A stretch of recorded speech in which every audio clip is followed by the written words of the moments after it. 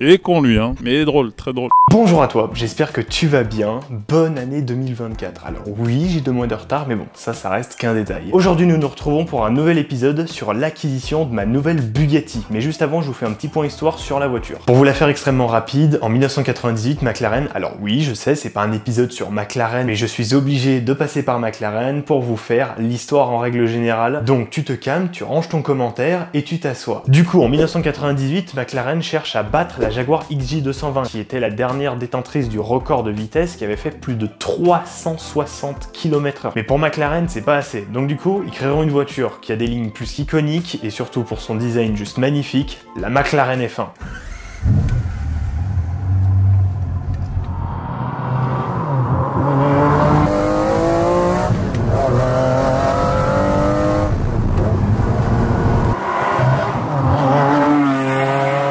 Pour le choix de la motorisation, ils utiliseront un V12 atmosphérique. Tranquillement, ils la mettent sur piste, ils font quelques tests et résultat final, ils atteigneront plus de 383 km/h. Donc bien évidemment, ils ont battu le record. Et pour l'anecdote, quand ils ont fait le record du monde avec la McLaren F1, à son volant, il y avait Andy Wallace. Alors pour ceux qui ne le connaissent pas, c'est un gars qui sait un minimum piloter, qui a fait quelques records du monde et qui a surtout fait le dernier record du monde dans une Bugatti Chiron SS 300+ à plus de 490 km/h. Mais bon, hors ça, la même année en 98, un gars du nom de Ferdinand Piëch décide littéralement de faire comme McLaren. En gros, il s'est dit pourquoi je battrais pas le nouveau record de vitesse. Et en plus, ça tombe bien parce qu'il venait de racheter Bugatti qui était clairement en faillite. En fait, en gros, Bugatti, ils ont sorti le B110. Vraiment, ça a été une catastrophe. Ça a pas très bien marché. Ils ont pas plus aimé que ça, les gens. Mais bon, dans tous les cas, il prend Bugatti, aussi Bentley. Alors ça, c'est un truc assez bizarre. Mais en fait, quand ils ont fait les prototypes de la Veyron, résultat final, ils ont essayé d'inclure un petit peu Bentley sur certains trucs. Et dans les années 2000, ils ont sorti cette voiture. C'est une base de Veyron techniquement. Et c'est techniquement aussi le premier prototype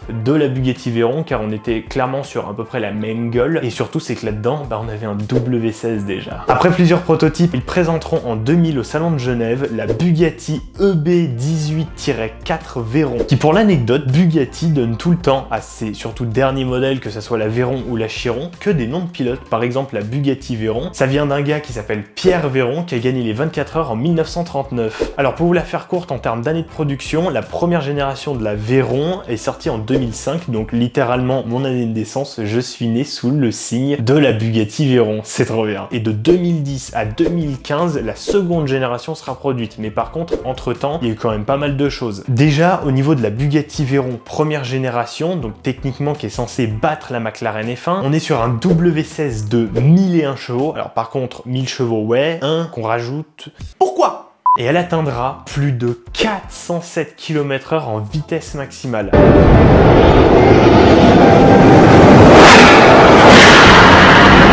Par contre, un truc, c'est que comme je vous ai dit, ils ont pas fini. Et pour eux, Bugatti et surtout Ferdinand Piëch, il s'est dit, go, on peut faire plus vite. En 2010, Bugatti présente la Veyron Super Sport avec Pierre-Henry au volant. Elle fera plus de 1200 chevaux. Et après 1998 km à rouler, la Bugatti Veyron SS atteindra plus de 431 km/h. Qui pour l'anecdote qui vient littéralement de Pierre-Henry, quand ils ont testé la Veyron, en gros, ils avaient mis déjà des pneus de base. Forcément, c'est le concept d'une voiture, donc avec des jantes et des pneus, c'est voilà. Mais surtout, c'est qu'ils les avaient roulés beaucoup de fois. Genre, ils avaient fait énormément de tests avant que le World Record il arrive, en fait, ceux qui font tout ce qui est, du coup, tu sais, le papier, là, voilà. Et surtout, c'est que avant qu'ils arrivent, voilà, ils ont fait énormément de tests. Et quand il a pris la voiture, c'est pas compliqué. On lui a dit, alors, la voiture, elle peut tenir genre 12 minutes, grand max, à une certaine vitesse. Surtout, c'est plus la vie des pneus qui vont tenir 12 minutes. Après, ils éclatent. Enfin, il y en a un, et c'est sûr qu'il y en a un qui lâche. Donc, il a pris la voiture. Déjà qu'il y avait le stress de se dire, surtout, c'est qu'il faut aller à la limite de la voiture. Donc, il y a quand même un risque. Il faut savoir tenir une voiture à plus de 400, ça c'est clair. Mais surtout, c'est que les pneus sont à 2 doigts d'éclater. Donc, ça, c'est quand même assez balèze. Mais bon, c'est franchement une sacrée anecdote. Et en 2013, Bugatti sort la Veyron Grand Sport Vitesse, qui est littéralement la version cab de la Veyron. Et pour être encore plus insolent, ils ont aussi battu un record du monde avec cette voiture. C'est littéralement la voiture la plus rapide du monde en version cab. C'est normal. Ils auront atteint plus de 408 km/h. Donc déjà, ils ont le record de l'Aveyron classique, juste l'Aveyron première génération, 407 km/h. Ils avaient déjà battu la McLaren F1. Ils se sont dit c'est pas assez, donc d'abord on va la rebattre, voilà, donc on la finit bien avec l'ASS. Et pour être encore plus insolent, on fait même la version cab, tu vois, c'est jusqu'au bout quoi. Donc voilà au niveau de l'histoire, et c'est surtout ce qui m'amène à ma voiture qui est ma petite pépite, la petite dernière que j'ai reçue. J'ai attendu 2 ans pour l'avoir vue finie littéralement de A à Z, et je vous présente la Bugatti Veyron Super Sport.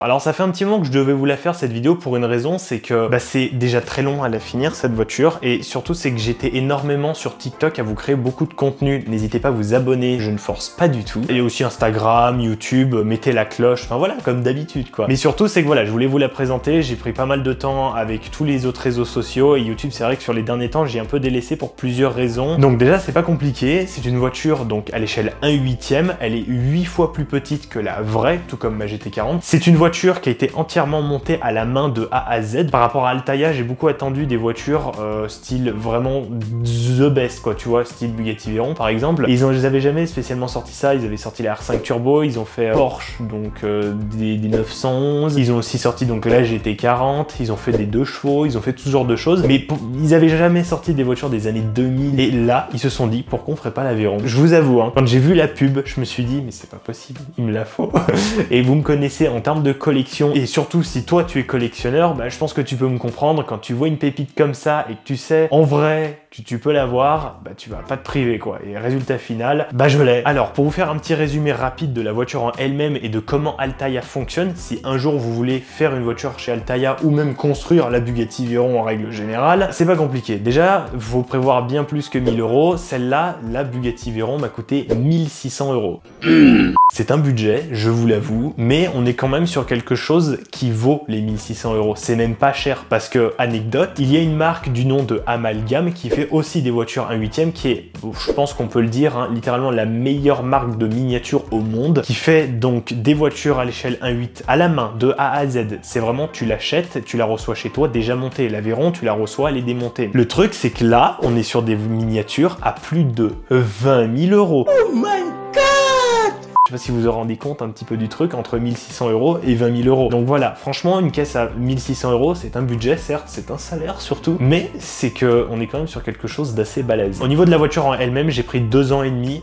Les pièces, ça dépend. Il y a 3 solutions. C'est où tu pars directement en abonnement chez Altaïa, et en plus, ils te donnent des cadeaux, donc tu reçois la vitrine, quelques posters assez sympas, et un mug et quelques miniatures à l'échelle 1/32 si je me trompe pas. Donc voilà, mais ça par contre, il faut faire le débitement automatique de la carte, donc tous les mois Altaïa te débite automatiquement de ta carte, par exemple. Alors au début ça va être genre 50 centimes le numéro, après on a directement 70 € les 7 numéros dans le carton. C'est vrai que ça fait un peu mal, mais bon, quand tu vois le truc, c'est pas mal. Ou sinon vous le faites manuellement, vous avez par contre pas la vitrine, pas tous les cadeaux qu'ils vous offrent, mais vous avez la voiture et vous y recevez directement chez vous, toujours au même prix, mais il faut y faire manuellement vous tous les mois. Et dernière solution, vous allez à un kiosque, donc à tabac presse, et là il y aura toujours les numéros. Mais par contre là c'est beaucoup plus compliqué, mais par contre vous aurez aussi les numéros beaucoup plus vite, parce que comment vous dire que à des moments j'ai attendu plus d'1 mois et demi pour les avoir, les numéros. Ça m'est même arrivé plus de 2 mois. Au bout d'un moment tu te dis bon, vous faites quoi les gars? Au niveau du montage de la voiture, c'est pas très compliqué. Après faut savoir un minimum faire des choses avec ses doigts, et surtout c'est que